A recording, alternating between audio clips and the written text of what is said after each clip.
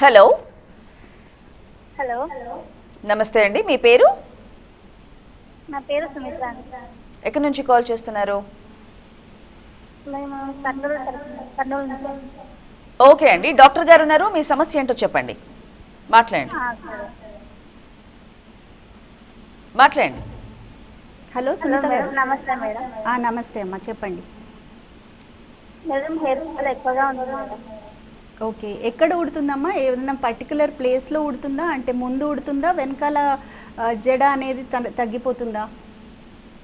జడ అనేది తగ్గిపోతుంది అండ్ బట్టతల లాగుతుంది మేడం. ఓకే, మీ ఏజ్ ఎంతమ్మా? మేడం ఏజ్ ఎంత మీది? వయస్సు? 28 మేడం. 28. ఈ 28 ఇయర్ ఏజ్ గ్రూపు యూజువల్గా న్యూట్రిషనల్ హెయిర్ లాస్ ఉంటుంది. ఆర్ కొంచెం ఏమన్నా మీకు హార్మోనల్ ప్రాబ్లమ్స్ కూడా ఉంటే హార్మోనల్ హెయిర్ లాస్ కూడా ఉండొచ్చు. ముందు కూడా ఊడుతుందని చెప్పారు కదా, మీరు ఒకసారి దగ్గరలో ఉన్న డర్మటాలజిస్ట్ దగ్గరికి వెళ్ళండి, ఒకసారి అన్ని టెస్ట్లు చేయించుకోండి, హెయిర్ స్కోపీ చేయించుకోండి. అంటే హెయిర్ని పెట్టి చూస్తారు, ఒక మెషిన్లో పెట్టి చూస్తారనమాట. దానివల్ల సగం తెలిసిపోతుంది మనకి. దాని ప్రకారంగా డయాగ్నోసిస్ మీకు ఏ హెయిర్ లాస్ అనేది తెలిసిందనుకోండి, మనం కరెక్ట్గా మందులు ఇవ్వగలము, కరెక్ట్గా ట్రీట్మెంట్స్ చేసి మీ హెయిర్ మీకు వచ్చేలాగా చేయొచ్చు.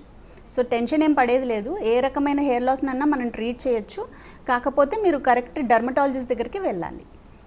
ఓకే, వెల్ డాక్టర్ గారు, ఇప్పుడు న్యూట్రిషన్ వాల్యూస్ గురించి మనం మాట్లాడుకుంటే అసలు బేసిక్గా హెల్దీ హెయిర్కి ఎటువంటి ఫుడ్ ఉపయోగపడుతుంది అంటారు? ఎలాంటివి తీసుకోవాలి?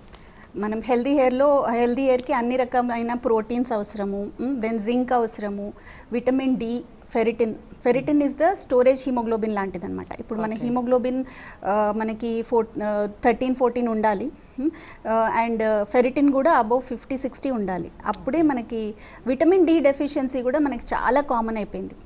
సో విటమిన్ డి బాగుంటేనే మన హెయిర్ బాగుంటుంది. అండ్ ఇంకోటి B12 డెఫిషియన్సీలో కూడా మనకి హెయిర్ లాస్ ఉంటుంది.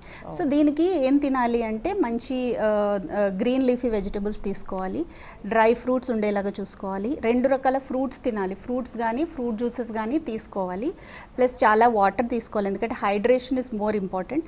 అండ్ ఎవ్రీ మీల్తో ఒక సలాడ్ తినాలి, అంటే క్యారెట్ కానీ కీరా కానీ అలాంటివి ఉంటే. ఇంకోటి వెయిట్ గెయిన్ అవ్వకుండా హెల్ప్ అవుతుంది. వెయిట్ గెయిన్ అయితే కూడా హెయిర్ లాస్ అవుతుంది, ఇన్సులిన్ రెసిస్టెన్స్ వచ్చేసి హెయిర్ లాస్ అవుతుంది. పీసీఓడి వీటిలో ఇన్సులిన్ రెసిస్టెన్స్ ఉంటుంది. సో ఎక్కువ తినకూడదు, ఎంత తినాలో తినాలి, ప్లస్ ఎక్కువ పోషకాహారం అంటే బ్యాలెన్స్ డైట్ అనేది మెయింటైన్ చేయాలి. ఎక్కువ ప్రోటీన్ ఉండేలాగా చూసుకోవాలి, అండ్ రా ఫుడ్ ఎక్కువ ఉండేలాగా చూడాలి, ఫ్రూట్స్ కానీ నట్స్ కానీ, లేకపోతే మనం అన్ని వెజిటబుల్స్ ఉండేలాగా చూసుకోవాలన్నమాట.